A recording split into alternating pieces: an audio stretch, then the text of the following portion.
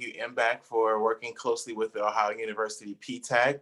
And thank you, Mr. James Price, for being a presenter here today to our wonderful audience of MBEs who are looking to ascertain information on how to become a better vendor to corporations. Today, we have our esteemed presenter, Mr. James Price from the Ohio Minority Supplier Development Council. James has many years of experience in corporate procurement, and he's been working with the Ohio Minority Supplier Development Council for about 3 years, 3 years now. Yep. And has garnered a lot of experience, and it can give you and provide you with a lot of insight on how to get behind the veil of corporate procurement on that side of the fence. So without further ado, I want to go ahead and turn things over to James and take it away. Thank you. Thanks, Terrell. And now, Janine, thank you for inviting me, and hopefully the information that I share will be relevant and useful to the new MBEs or new business owners. As Terrell and Janine said, my name is James Price. I am the Director of Corporate Relations for the Ohio Minority Supplier Development Council, also known as OMSDC. Like he said, I have a vast background in financial services, procurement, along with the other I guess I'm a jack of all trades, if you will. But what I like to share with you today would be relevant information, as Terrell alluded to, how to interact and do business with our corporate partners or corporate partners in general. So without further ado, I'm going to share my screen and get to my presentation.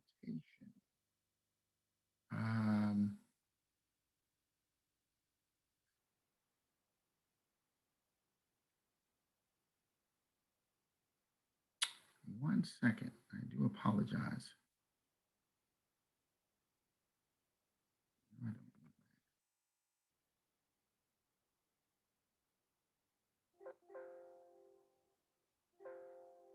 I apologize. Just trying to close some things out.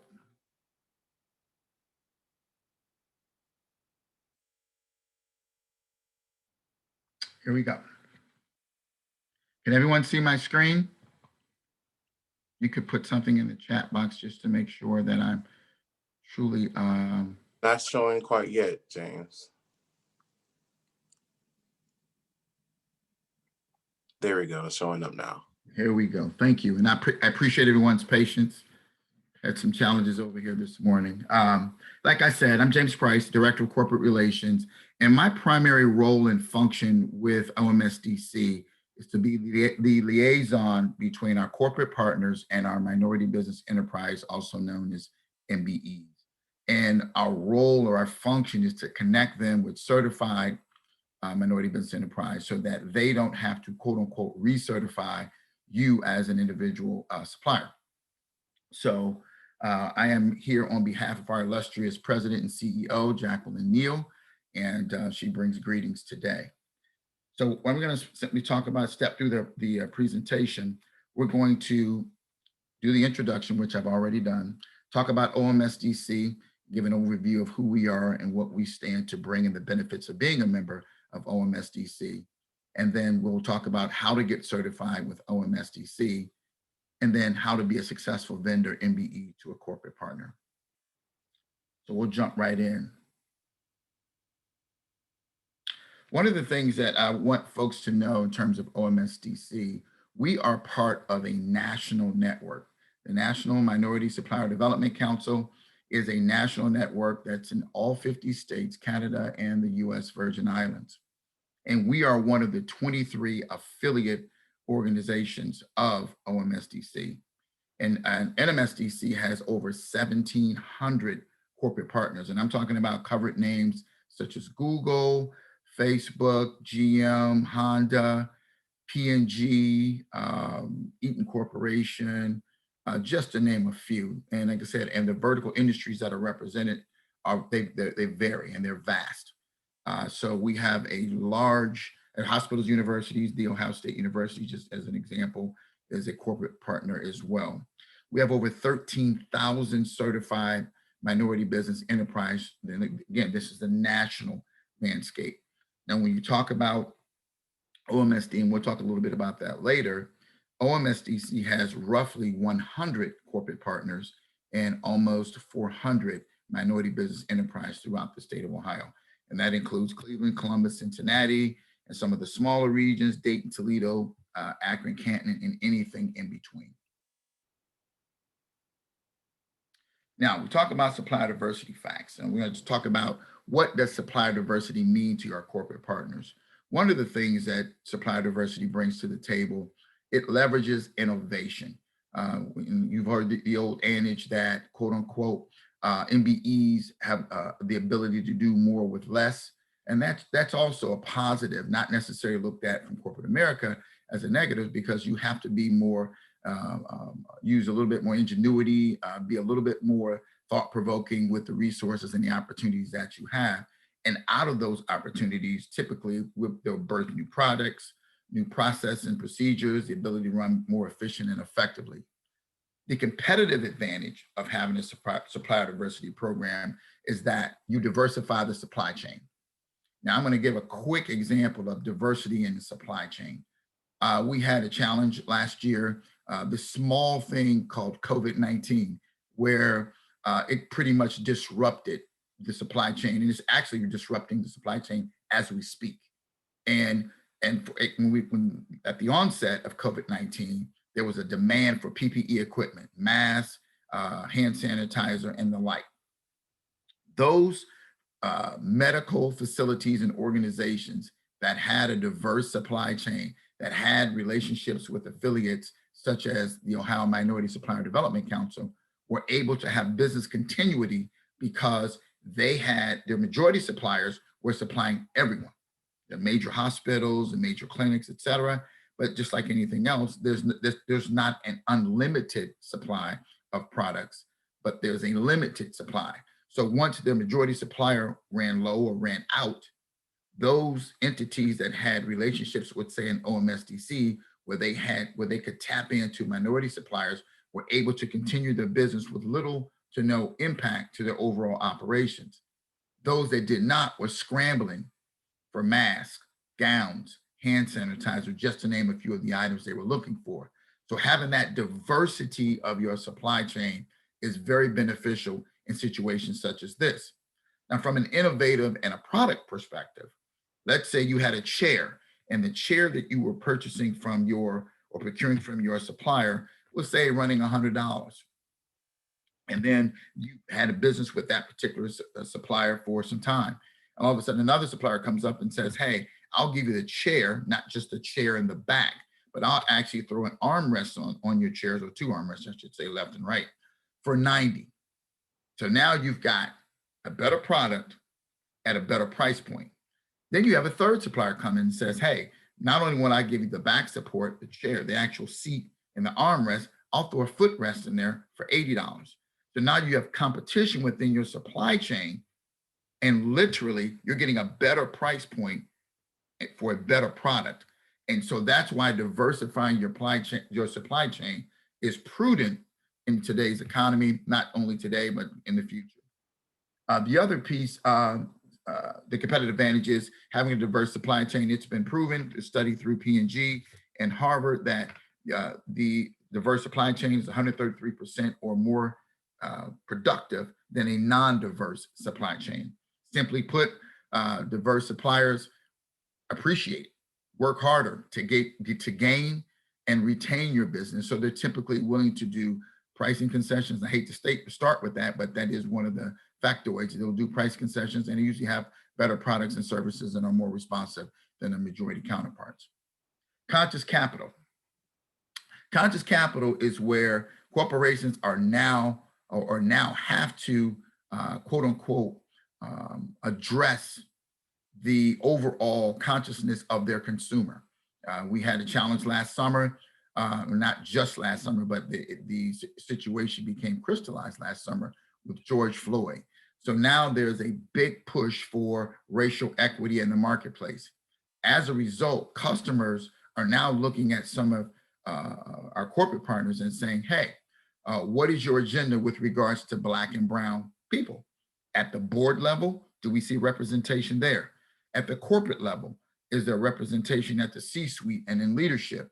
And then from a supplier diversity perspective, do Black and brown people work on the projects and initiatives that you have going? And if the answer is no to one or all, and your competitor is diverse friendly and proudly promote that on their website or their marketing material, oftentimes, especially in this day and time, in this economy, you've just lost business. And if that business is dependent upon, of course, all businesses, I wouldn't say that business, but businesses contingent upon the word of mouth by the customers, the marketing materials, et cetera, and there's a buzz in the marketplace that your competitor is doing X, you either get with it or you get left behind. So that's what conscious capital is. And the economic output at the national level, minority suppliers are responsible for $400 billion of economic output. And the same, just for the state of Ohio, minority suppliers generate $16 billion worth of economic output. And we'll talk a little bit more about that later. So I just wanted to give you a quick snapshot of the corporate members, or corporate partners, I should say, that partner with OMSDC throughout the state of Ohio. And as you can see, there are some household names there. You've got Turner Construction, US Bank, Honda, Marathon, just to name a few, Cintas, Eaton Corporation, Kroger, just to name a few. And again, these are corporations, our corporate partners that value diverse suppliers, point blank. And we'll talk a little bit more about the benefits of these folks partnering with us. The mission of OMSDC is truly just to create or foster an environment for the development of mutually beneficial relationships between our certified minority business, which are our MBEs, and our corporate partners. The previous slide, I showed you who some of our corporate partners are. They partner with us to certify MBEs that can provide the products and services they need via their supply chain for them to do business every single day. So we talked a little bit about providing our corporate partners with certified minority business enterprise. We're going to talk about the do's and the don'ts, okay? The do's, okay? Certify, get certified. We're going to talk about the process a little bit here in the subsequent slides, but you want to get certified. You want to develop. One of the things that OMSDC has that other organizations don't, we now have what we call the MBE Academy. And what that does is we literally look at our MBEs and we class them, or we categorize them, if you will. We have class ones that are from $0 to $1 million. Class two are 1 million to 10 million. Class threes are 10 to 50 million. Class fours are 50 million and above. And we've established or created a curriculum that would matriculate our MBEs if they desire to move their business through to class four. So our MBEs that are class ones, we have what we call an MBE assessment. We help you evaluate your business. Oftentimes we have businesses and we don't understand what it means to have a business. Do we understand what a financial statement is? Do we understand what it means to have a capability statement? Do we understand what it means to be licensed and insured? We do that with our class ones. Then in our class twos, we have what we call the Center of Excellence. It's a 12-month curriculum, classroom type based curriculum where you will go through modules to help you grow your business. But the caveat to that is we have some of our corporate partners that will mentor our MBEs. So they'll give you real life corporate experience and information that you can share and incorporate into your business. Our class threes and fours, we put them in what we call our Ascend program. It is a program that is sponsored by JP Morgan Chase in conjunction with the Ohio State Fisher School of Business. It's sort of like an accelerated MBA program.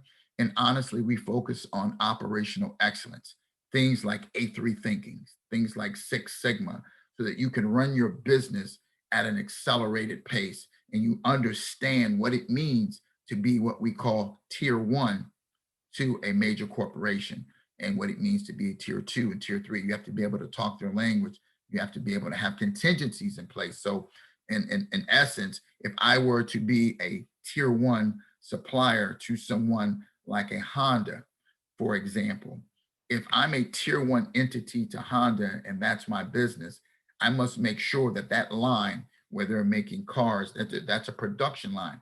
It can't go down because I don't have personnel. It can't go down because I don't have supplies. It can't go down because I don't have contingencies in place to address some of the things that might happen, the things that might go bump in the night. We talk about those things and we give you a written plan when you walk out of that, out of all three of these curriculums. You have a written plan in order to run and or mature your business to the next level. Some of the things also we connect. One of the things about becoming a member of OMSDC, whether you be an MBE or corporate partner, it's access. You have access to, if you're an MBE, to our corporate partners. And I don't mean the state of Ohio. I don't mean the city of Columbus, who are they are our corporate partners, but you have access to the private companies. And I'm going to use the Columbus landscape just as an example. So if you're trying to get do business with a Nationwide Insurance or a Cardinal Health or a Honda of America or a Nationwide Children's Hospital, then an Ohio State or the Ohio State Wexner Hospital, then you have a connection to them through OMSDC. That's my role and my function to help you get connected. But there are many steps and layers before we actually do that connection. So I just want to make sure I'm crystal clear there. Then we advocate for you.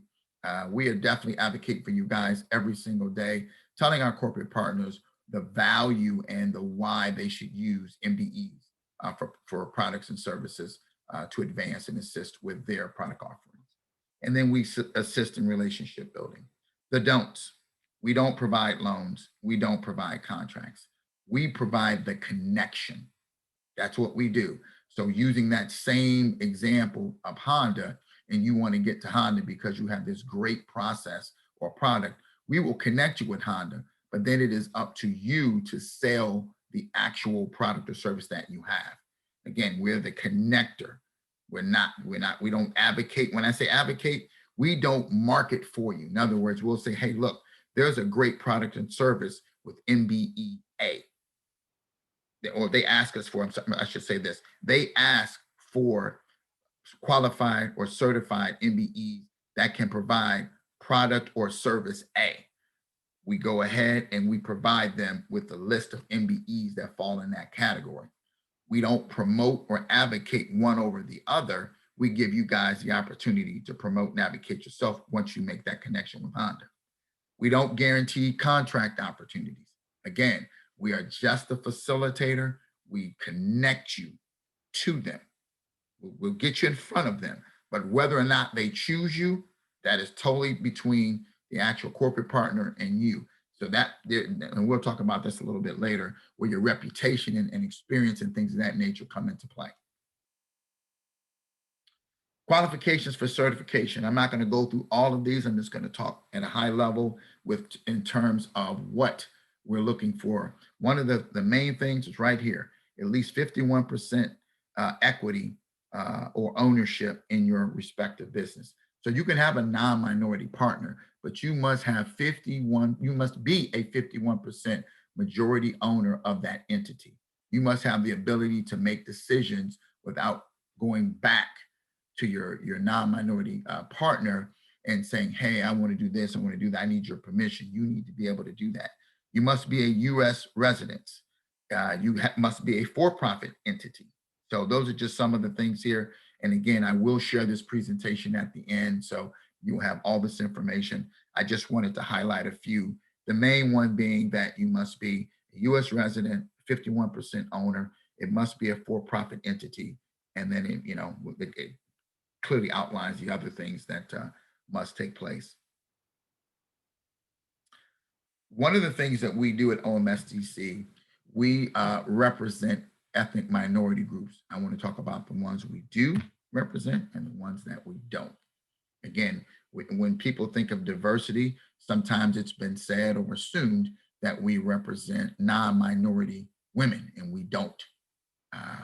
So we represent Asian Americans, Black Americans, Hispanic and Latinos, and Native Americans. Those are the ethnic groups that we currently represent. The ones that we don't, they're listed here. European, Northern Africa, Persian Gulf, Iranian, Iraqian, Saudi Arabian. We do not represent those ethnic minorities in terms of the Ohio Minority Supplier Development Council. So hopefully that's clear and all minds are clear on that. Basic certification benefits. We talked about that very briefly in the previous slides. One of the things you get access to is just that, access to our corporate partners. The difference between our certification and say one with the state of Ohio and one with the city of Columbus is that those certifications typically apply to those government entities.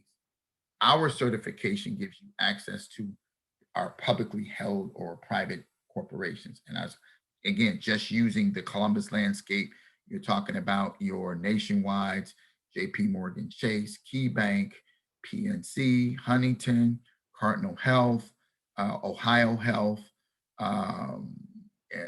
the Ohio State, just to name a few. And as you can see, we have a wide swath of corporations in various vertical industries. So it really gives you access. The certification also gives you access to our MBE Academy. And I talked about the training for our class ones, our class twos, our class threes. You are then also listed in our database where not only can OMSDC go in and actually search to see what type of work you guys and products and services you provide, but our corporate partners have access to the same database. They can go in themselves and say, hey, I know I'm going to use Terrell as an example. So Terrell has a Knight Incorporated Facilities Management Company. So I type in, I'm at Nationwide, I need facilities management for one of our locations. I can go in and pull up Terrell's profile and say he's been in business for X amount of years. He has this amount of experience, and I want to pursue that relationship a little further. I then contact Terrell. Okay. Then I may ask Terrell for what we call a capability statement. And a capability statement, simply put, is a resume for a business, simply put. And with that resume, I may say, Terrell, so what other national chains or covered names have you serviced? And Terrell may say, so I've serviced the Ohio State. I've done some work for Ohio Health. I've done some work for PNC Bank. Oh, okay. So he's worked with some national organizations and he understands the type of work we're looking for and the level of professionalism, I should say, that he needs to exhibit in my institution or in my organization. Boom, I want to move forward. So now I send him an RFP and the business moves forward. So it's not always predicated on OMSDC advocating on your behalf. The actual corporate partners have access to the same information and they may contact you directly. You also get included in what we call our 3 major events, or it is quote unquote recommended that you attend our 3, what we call our signature events. We have what we call a Business Opportunity Expo in July. We have the Supplier Diversity Exchange in September, and we have an annual gala every year in November. The Business Opportunity Expo in July is meant to be an environment where our corporate partners and sometimes our MBEs, our larger MBEs do this most of the time. They set up a booth and we try to provide an environment where our MBEs and corporate partners get together. And let's just be honest. People do business with people they know, like, and trust. So we have to provide an environment where MBEs and our corporate partners can get together, introduce themselves, have dialogue. And prior to the COVID-19 situation, I'll give you the in-person experience. Day one, it's a 2-day event typically. We typically have a golf outing on day one with a continental breakfast, and then we have golfing, and we try to pair like people up with like MBEs up with like corporations. So again, using that Terrell Knight situation where he is a facilities management owner and Ohio Health is looking to have or has interest in hiring a new facilities manager or management company. We try to put Terrell together with Ohio Health. So now these guys have 4 to 6 hours when you include the golf, the lunch to follow, and the raffle that takes place during the lunch hour. We're going to give these guys an opportunity to get to know each other and really talk business, know each other on a personal and professional level. And then we have a break. And then that evening, we have a keynote speaker. We have dinner. a dinner and typically a keynote speaker. That's day one. Day two, we try to have breakout sessions that are specific to MBEs and our corporate partners. So the corporate partners would go and they would have their individual training. Our MBEs would go have their individual training. And then that afternoon on day two, we have an expo where the MBEs go from booth to booth and you get to introduce yourself, exchange information, and hopefully you'd have your capability statement with you. And you would share that with the respective corporate partner that you're interested in creating and fostering a relationship with. That's the quote unquote business opportunity expo. Now, let me just throw a quick little factoid in there. 70% of the business that is actually realized occurs at these signature events. And so you are strongly encouraged to attend the events. This isn't about OMSDC trying to make anything. Remember, the purpose of creating these events is to create an opportunity where MBEs and our corporate partners can get together. And again, and it's worth repeating, people do business with people they know, like, and trust. So if someone doesn't know you and you have a great product or service, how will they get to know you if there's not an environment for you guys to do so? So that's what we're creating here, is an environment that's conducive to business. Now, the Supplier Diversity Exchange is a much smaller event, but the purpose of the Supplier Diversity Exchange is for us, again, for MBEs, corporate partners, to get together. This is this particular event. We have our corporate partners present to our MBEs in the morning, and they would come and they would say, "Hi, I'm James Price. I'm from company X." Introduce myself, talk a little about my company, talk about the specific opportunities I have in the next 6 months, or right away, 6 months, 12 months, 18 months. Then in the afternoon, those MBEs that are interested in doing business would go and introduce themselves to that particular corporate partner in the afternoon. So if I introduce myself, I'm representing company A, I'm at table 16. If you want to talk to me in more detail about your product or service, you would come and see me at table 16. That's the Supplier Diversity Exchange. The annual gala is, simply put, it's a gala to celebrate the wins and the success of the year, period. Simple.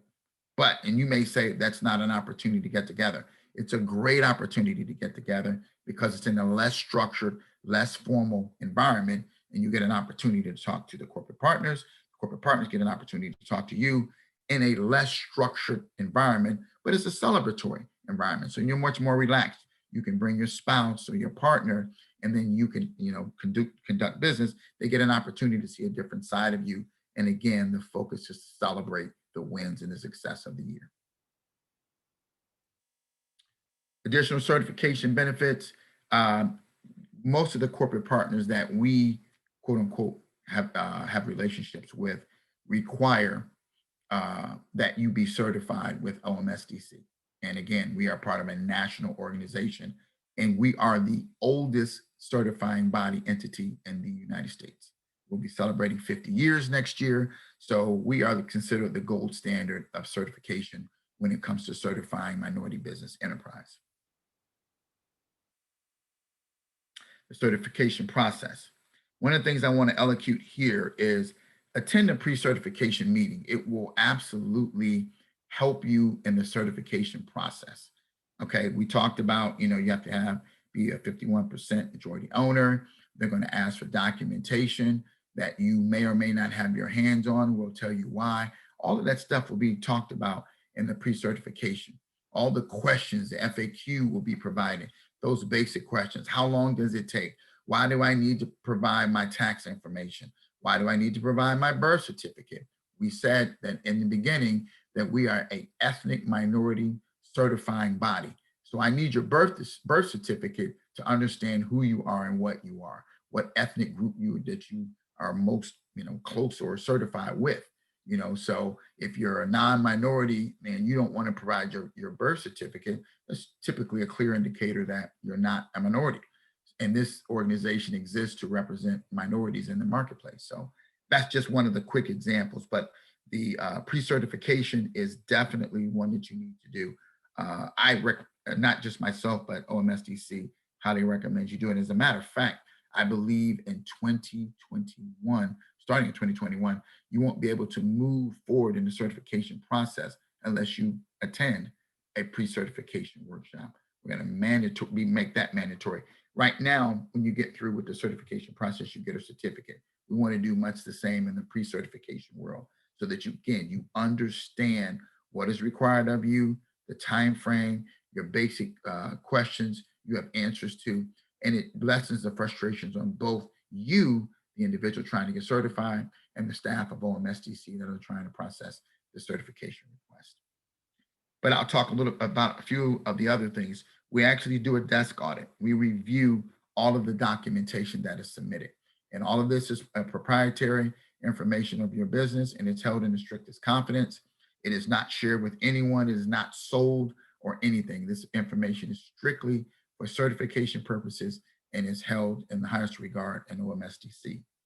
We do a desk audit. Following the desk audit, we do a site visit. Again, we're prior to COVID-19, we would physically go to your place of business and physically inspect where you do business to certify that you do what you do. We don't certify that you're a quality painter or you're a quality chemist or anything. That we just qualify that you are a chemist. We qualify that you do what you do, and that's it. Outside of that, in terms of your quality of work, that's between you and your respective customer. Let me see what else. And after you're certified, then you start to engage with OMSDC. And one of the things we ask you to do is to get involved with the local MBIC. And what that simply means is that's a group of MBEs that get together monthly to share best practices and to share suppliers, share information and opportunities. So let's say, once again, you are a facilities management company and it is said at the MBIC meeting that company X may have some opportunities on the horizon, but you may need a certain certification to take advantage of that. That type of information is shared at the MBIC meeting. Best practices. Hey guys, we need to have an online presence in our current environment. Those types of things are shared and discussed in detail at the MBIC to help everyone be successful in their respective business. Certification process is put here. The fees are driven off of the amount, and we talked about the classes: class 1, class 2, class 3, class 4, and of course, based upon the class, the fees differ. And then the recertification, this is an annual certification. So every single year, you must recertify. I'm going to repeat that one more time. Certification takes place in 2021 in May. Next May 2022, you must recertify. Now, the recertification process isn't as stringent as the certification process because we know you, but nevertheless, we must see your taxes. We don't have to see your birth certificate at that point. We know who you are, but there are some required documents that you must submit so that we understand who you are and how your business is running and things of that nature. So just want to make sure I'm crystal clear there. And as you can see here, it's about a 45 to 60-day process once we have all the documents.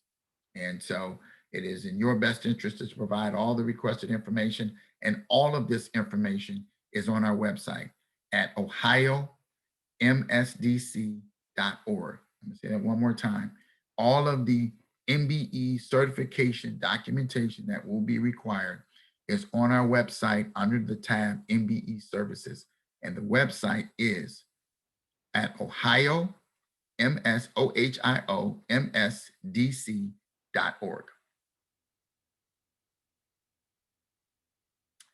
Okay, now we're going to jump into, I think, the meat and potatoes. I think why you guys are here.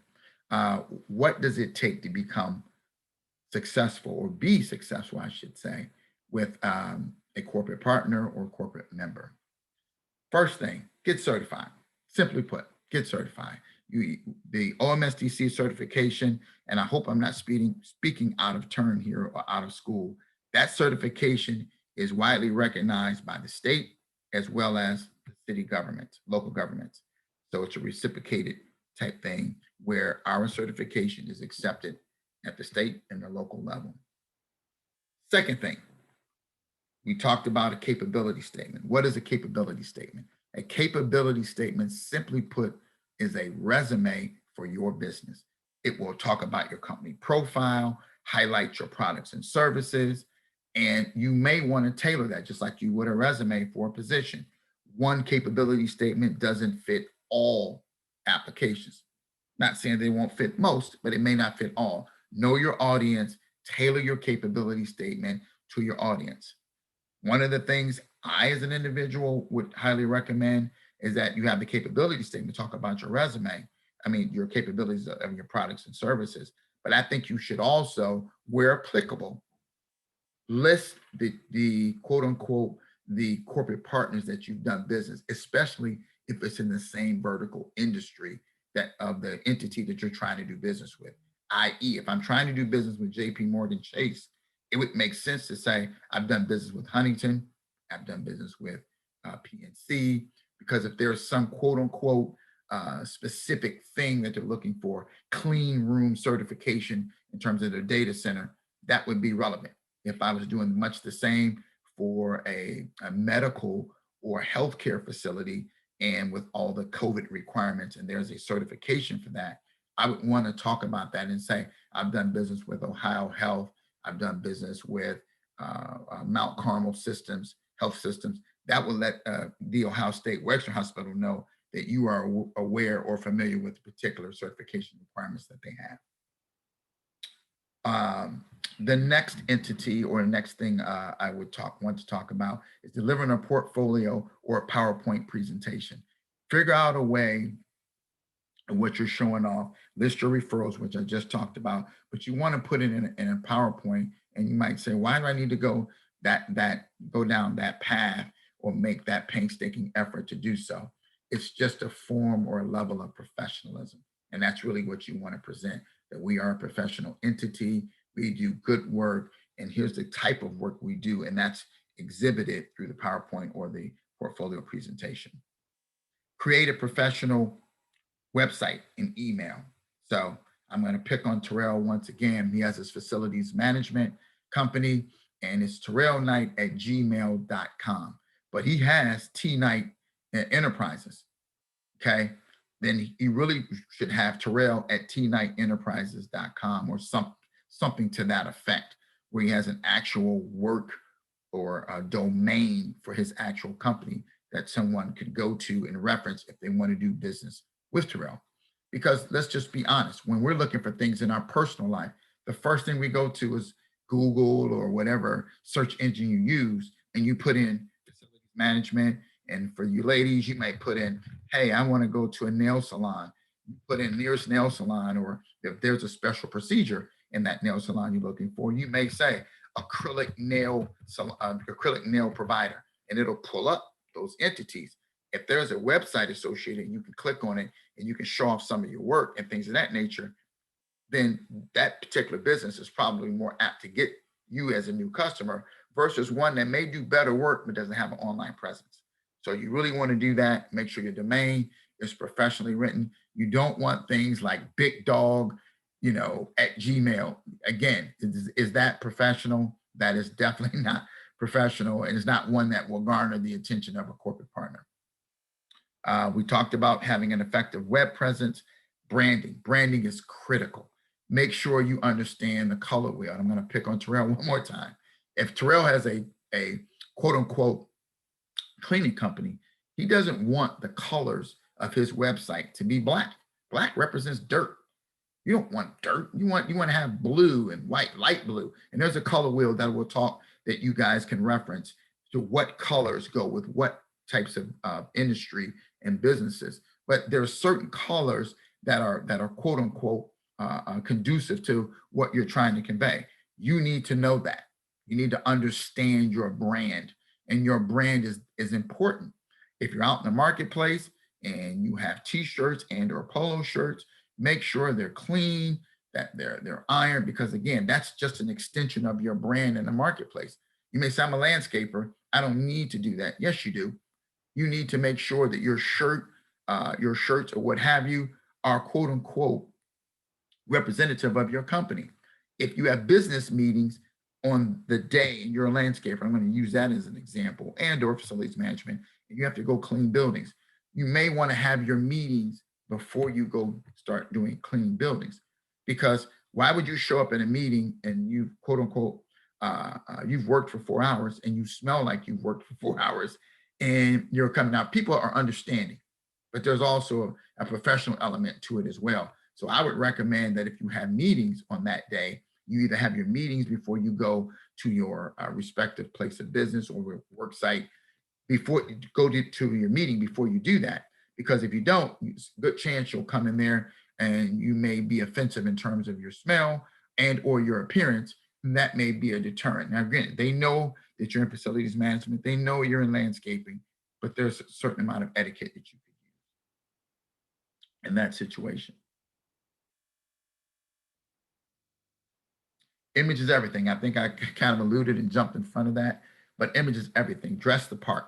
Um, you have one chance to make a first impression. So I'll give you something that I do. When I meet a new corporate partner, whether it's in person, if it's in person, I'm always in a suit and tie. There's no exception. I don't care if they say, hey, you don't have to worry about it. You're meeting with a landscaping company. I will always be in a suit the first time. And then from that first meeting, we'll gauge how we deal with each other going forward. They may say, we're business casual. You don't have to wear a tie. So now I'm in slacks and a blazer. Always know your audience, always dress your part, and again, that separates you. I'll give you a quick story. And again, it's got nothing to do with business, your business, but it has everything to do with how opportunities are created. When I first came to Columbus, I started working at UPS, and I literally was, one of the only, if not the only guy in the waiting area waiting to be interviewed in a suit. The only person. Everyone else was in college, just like myself. And we literally, everyone else had jeans on. I had a full-fledged suit on, shirt and tie. When the interviews took place, everyone else was hired to work in the loading dock. I was hired to work in the small sort area. And you might say, wow, so they're lifting 70-pound packages. I was lifting envelopes or putting envelopes in slots and bags for 30 days. They looked at me for 30 days because of my presentation. Within 30 days, I became a supervisor. And I asked, quite honestly, why did you select me out of all these people? There are other people that are more tenured, that know more than me. You know what they said? It was because of how you interviewed. You interviewed in a suit. You presented yourself in a professional manner. And I quote, they said, you look like a guy that wants to work with a pen versus your back. And literally, I was catapulted into management, not because I was great, not because I was smarter than anybody. It was the image that was presented. So, and that was just a quick story to say, hey, and from that point on, I've been in a leadership role in every position I've ever worked in since then. And that taught me a valuable lesson. Image is everything. Your professional presence in a meeting. Moving on to the next item. You want to engage in conversation. You want to maintain a strong voice. You don't want to crack. And hopefully I've done so today. I am a little under the weather, but I'm pushing through. You want to be present and mindful. You don't want to be on your phone, and I know in this new generation, your phone is absent. My phone may or may not ring, which I did not put it on silence. Silence your phone, which I did not do mine. So I need to get hand slapped here. But silence your phones to make sure that you're engaged in the conversation, that you're not looking at your phone every 20 seconds. Don't pick up your phone in a meeting. Don't pick up your phone. It's disrespectful. It's like what I have to say isn't important, but your phone is. And if you have a situation, we know life gets in the way, just be upfront. Say, hey, I've got a situation where I've got a sick parent, sick child, and I need to quote unquote pay attention to my phone. They're understanding, but if there's any way you can say, hey, for the next hour, I'm going to be unavailable, then do so. So you can be as engaged as possible. Okay. Effective communication. Practice active listening. And I was about to say something that's maybe sacrilegious. I mean, be religious, but I don't want to come across that way. But God gave you how many ears and how many mouths? He gave you 2 ears. So you should do more listening than you should talking when engaged. You need to understand, listen, take the same energy that the person is talking, take the same energy to listen as the same energy that the person is trying to convey what it is he or she is trying to convey. Manage your emotions. I know in this day and time, folks can say some things that may be non-professional, that are a bit surprising, but try not to show your emotions. Try not to have the, wow, I can't believe you said that. Just, most of us know we have a poker face. You're gonna have to use that when engaging with people at times. And ask for feedback. Ask them, hey, based upon what you heard from me, do you think I'm a good fit for your organization? And if not, don't take the no's as no's or take it as a loss. Take it as a lesson. What could I be doing or should I be doing to get this type of contract next time this opportunity is presented? That's what you should be focused on, not the fact that you got it or you didn't get it. What can I do to be better next time? Do you know, I believe in my heart of hearts that literally, if a corporation is worth their salt, if an MBE or entity says, what can I do better? I'm going to take a look at that person, a second look, maybe even a third look, that this person thought enough to try to improve themselves or improve their product or service, improve their presentation. And it might even go a step further and say, do you mind if I correct maybe my presentation, for example, give it to you again and have you critique it? So maybe it doesn't work with a Huntington, but that polished presentation with Chase or PNC or Key Bank, it works with them because you helped me polish it. So maybe that opportunity itself is gone, but because I maintain my professionalism, I created a relationship with this individual. They've now helped me springboard to the next opportunity. Management or administrative management, keep your insurance policies and bonding certificates and things of that nature. Keep that stuff up to date. One of the things you'll find in this business after people get your capability statement, depending on the opportunity, that almost the next question they're going to ask, I want to see your license, certification certificate from, say, an OMSDC. I want to see your bond certificate, so that they know that you, in the event that something happens, you are insured properly. Keep your financial records up to date. Make sure that you pay your taxes and you're doing have the proper filings with your accountants and your professional services, and then stay certified. And it goes without saying, your renewals included. That's something that you need to do. And last but not least, here is my contact information. And hopefully I did an adequate job of quote unquote sharing who we are, what it takes to be certified, and what we feel you need to do to be successful in creating and maintaining relationships with corporate partners. Thank you. I would give you a round of applause if I had audio ability, Mr. Price. Thank you. Flattery will get you everywhere. Thank you so very much. We did have one question in the chat, and I encourage others, if there are more questions, let's get those in front of Mr. Price now while we have his attention and his time. One question that came from an attendee is, would an MBE from the state of Ohio qualify for your program and benefits? So you talked a little bit about reciprocity. Can you take a little deeper dive into that from your perspective? Yes. If you're certified with this state, you're going to still have to get certified with us. Now, there's a certain amount of reciprocity, and I may have to lean on Terrell with this for this particular answer. But I believe you have to go through our certification process, although you're certified with the state. And the difference is the statewide certification is relevant to the state of Ohio. Our certification gets you access to those entities I showed on one of the previous slides. So you would get access to these individuals here, the Nationwides and the Huntingtons, et cetera.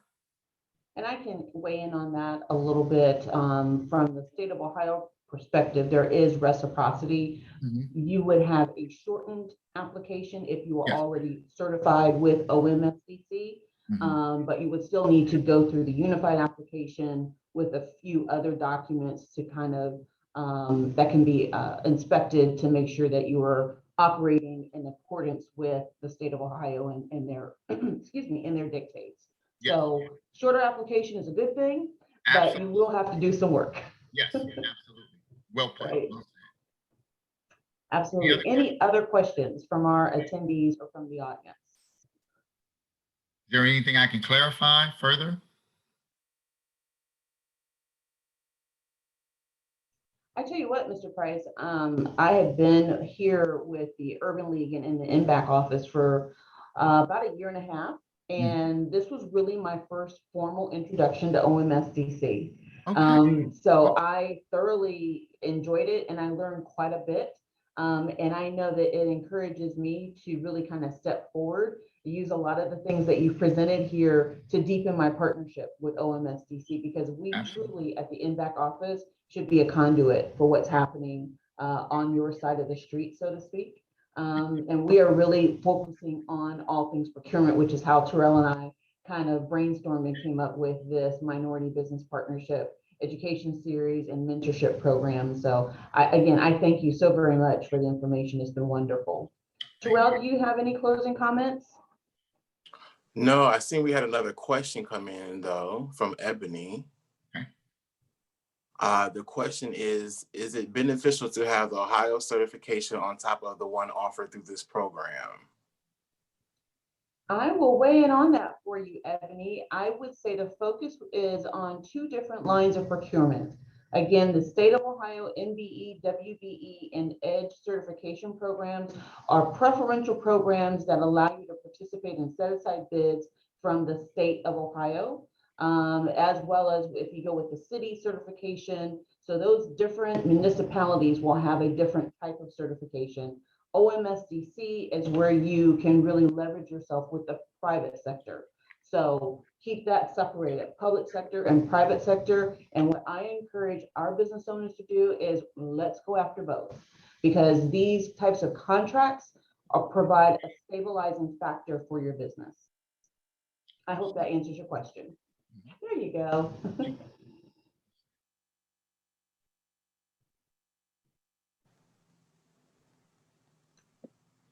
Right. Any other questions? Happy to use this time wisely.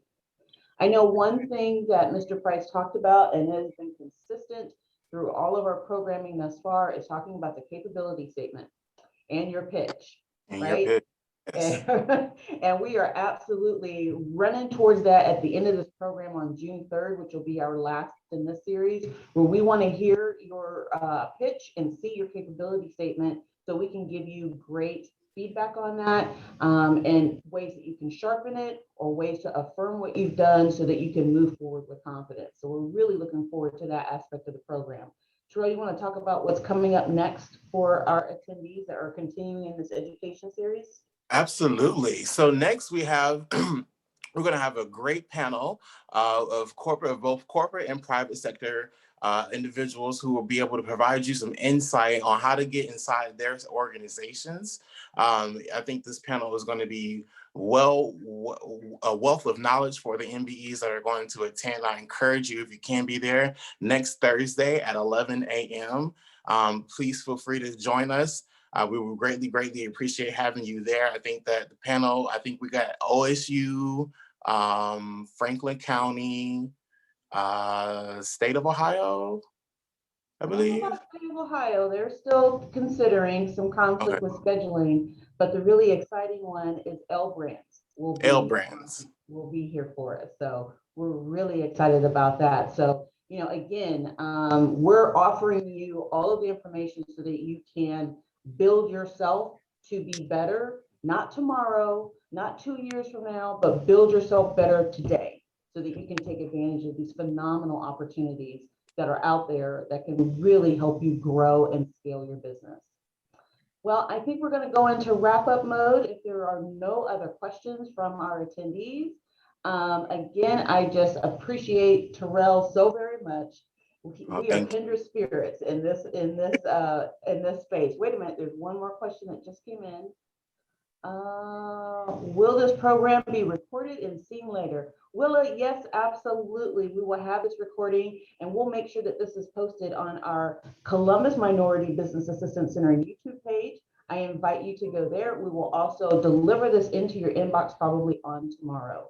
I thank everyone for their attention, for their great questions. Mr. Price, I'm going to look forward to seeing you again real soon. Absolutely. And Terrell, I'll see you next week. Thanks, See you. everyone, and have a great Thank you. afternoon. Have a great All day. right. Yeah. Bye-bye. Bye-bye.